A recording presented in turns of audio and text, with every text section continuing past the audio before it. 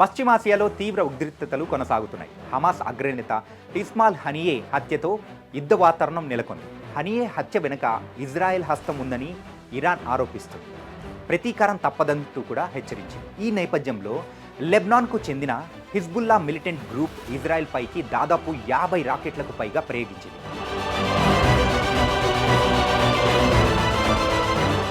ఈ దాడుల్లో పలువురు గాయపడ్డారు. ఎంతమంది మరణించి ఉండొచ్చనేది ఇంకా తెలియరావట్లేదు. ఈ ఘటనతో ఇజ్రాయెల్ ఉత్తర ప్రాంతం అట్టుడుకుతుంది. తీవ్ర ఉద్రిక్త పరిస్థితి నెలకొంది. రాకెట్ దాడులన్నీ హిజ్బుల్లా అధికారికంగా ప్రకటించింది. ముందు నుంచే ఇరాన్కి హిజ్బుల్లా మద్దతిస్తుంది. హిజ్బుల్లా లెబనాన్కి చెందిన షియా ఇస్లామిక్ మిలిటెంట్ గ్రూప్. అక్కడ రాజకీయ పార్టీగాను గుర్తింపు ఉంది. 1992లో హసన్ నస్రుల్లా, అబ్బాస్ అల్ ముసావి, అలీ అక్బర్ మహ్దే, సుబీ అల్ తుఫాయిల్ దీన్ని నెలకొల్పారు. మధ్య తూర్పు దేశాల్లో ఇస్లాంను మరింత బలంగా విస్తరించాలనేది దీని లక్ష్యం. ఇరాన్ హిజ్బుల్లాకు ముందు నుంచే అన్ని రకాలుగా సహాయ సహకారాలు అందిస్తుంది. తాజాగా ఇజ్రాయెల్పై దాడి చేయడానికి కూడా ఇరాన్ సైనిక ఆయుధ సామాగ్రిని సమకూర్చిందని చెబుతున్నారు. తేలికపాటి రాకెట్లను మోసుకెళ్లే సామర్థ్యం ఉన్న అత్యాధునిక డ్రోన్లు, ఇతర ఆయుధాలను ఇదివరకే హిజ్బుల్లాకు అందించినట్లు అక్కడ మీడియా అంచనా వేసింది.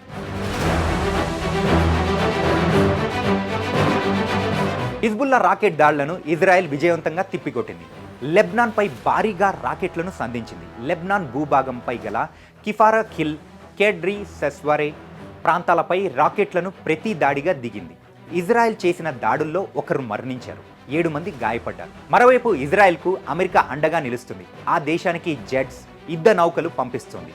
ఇజ్రాయెల్, ఇరాన్ దేశాలలో ఉన్న తమ పౌరులు వెంటనే తిరిగి రావాలని అమెరికాతో పాటు యూకే, ఆస్ట్రేలియా, కెనడా దేశాలు హెచ్చరించాయి. భారత్ కూడా ఈ 2 దేశాలకు ఎవరూ వెళ్లకూడదని సూచనలు జారీ చేసింది.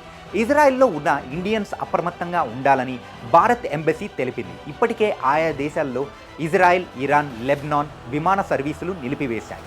మరోవైపు గాజాపై ఇజ్రాయెల్ దాడులు కొనసాగిస్తూనే ఉంది.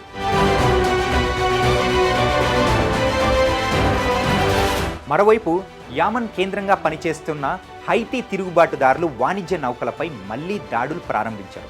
గల్ఫ్ ఆఫ్ అడాన్లో ఓ క్షిపణితో వాణిజ్య నౌకపై దాడి చేశారు. ఇజ్రాయెల్ వారిపై వైమానిక దాడులు జరిపిన తర్వాత ఇలా దాడి చేయడం ఇది మొదటిసారి. ఎర్ర సముద్రం గుండా వెళ్లే నౌకలపై తరచూ దాడులకు పాల్పడుతున్న హైతీలు దాదాపు 2 వారాల వరకు విరామం ఇచ్చారు. అయితే ఇందుకు గల కారణాలు మాత్రం వెల్లడించలేదు. హమాస్ నేత హనియా హత్య సహా కీలక పరిణామాలు జరిగిన అనంతరం హైతీలు మరోసారి దాడులు చేయడం కలకలం రేపుతుంది. మొత్తానికి పశ్చిమాసియాలో నెలకొన్న యుద్ధ వాతావరణం అక్కడ ప్రజలను భయభ్రాంతులకు గురి చేస్తుంది. ఎప్పుడు ఏం జరుగుతుందో తెలియక అక్కడి వారు బిక్కుబిక్కుమంటూ గడుపుతున్నారు. పశ్చిమాసియాలో తీవ్ర ఉద్రిక్తతలు కొనసాగుతున్నాయి. హమాస్ అగ్రనేత ఇస్మాయిల్ హనియే హత్యతో యుద్ధ వాతావరణం నెలకొంది. హనియే హత్య వెనుక ఇజ్రాయెల్ హస్తం ఉందని ఇరాన్ ఆరోపిస్తుంది. ప్రతీకారం తప్పదంటూ కూడా హెచ్చరించింది. ఈ నేపథ్యంలో లెబనాన్కు చెందిన హిజ్బుల్లా మిలిటెంట్ గ్రూప్ ఇజ్రాయెల్ పైకి దాదాపు 50 రాకెట్లకు పైగా ప్రయోగించింది.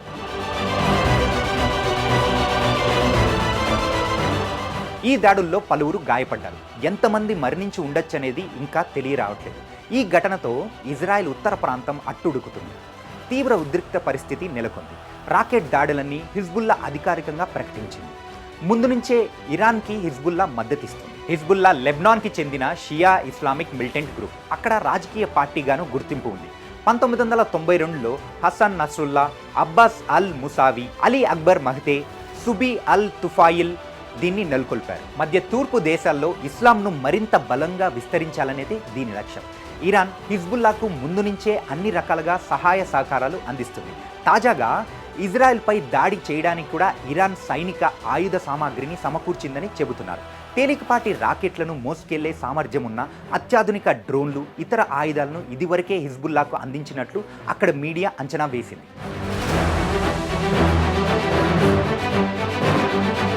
హిజ్బుల్లా రాకెట్ దాడులను ఇజ్రాయెల్ విజయవంతంగా తిప్పికొట్టింది. లెబనాన్పై భారీగా రాకెట్లను సంధించింది. లెబనాన్ భూభాగంపై గల కిఫారా ఖిల్, కేడ్రీ సెస్వరే ప్రాంతాలపై రాకెట్లను ప్రతి దాడిగా దిగింది. ఇజ్రాయెల్ చేసిన దాడుల్లో ఒకరు మరణించారు, 7 మంది గాయపడ్డారు. మరోవైపు ఇజ్రాయెల్కు అమెరికా అండగా నిలుస్తుంది. ఆ దేశానికి జెట్స్, యుద్ధ నౌకలు పంపిస్తుంది.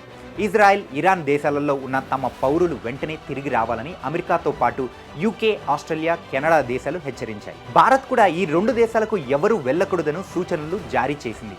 ఇజ్రాయెల్లో ఉన్న ఇండియన్స్ అప్రమత్తంగా ఉండాలని భారత్ ఎంబసీ తెలిపింది. ఇప్పటికే ఆయా దేశాల్లో ఇజ్రాయెల్, ఇరాన్, లెబనాన్ విమాన సర్వీసులు నిలిపివేశాయి. మరోవైపు గాజాపై ఇజ్రాయెల్ దాడులు కొనసాగిస్తూనే ఉంది.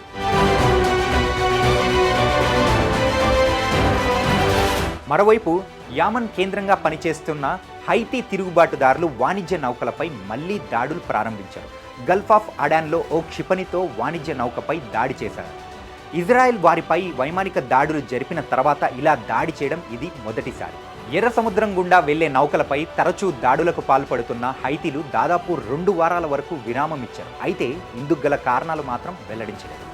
హమాస్ నేత హనియా హత్య సహా కీలక పరిణామాలు జరిగిన అనంతరం హైతీలు మరోసారి దాడులు చేయడం కలకలం రేపుతుంది. మొత్తానికి పశ్చిమాసియాలో నెలకొన్న యుద్ధ వాతావరణం అక్కడ ప్రజలను భయభ్రాంతులకు గురి చేస్తుంది. ఎప్పుడు ఏం జరుగుతుందో తెలియక అక్కడి వారు బిక్కుబిక్కుమంటూ గడుపుతున్నారు.